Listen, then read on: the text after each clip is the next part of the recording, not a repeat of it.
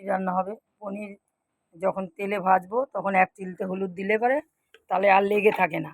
এই যে পনিরগুলো ভেঙেও যাবে না। এই উল্টে যাবে, ভালো করে সুন্দর করে ভাজা হবে। গরম তেলের মধ্যে ১ চিলতে হলুদ দিয়ে তারপরে পনিরটা ভাজবো। তাহলে যেমন পনির তেমনই পিস থাকবে, একটাও ভাঙবে না। এইভাবে পনির রান্না করে খেতে পারেন। এই যে টমেটোটা গলে যাওয়ার পরে ক্যাপসিকাম আর কাঁচা লঙ্কাগুলো এবার দেবো।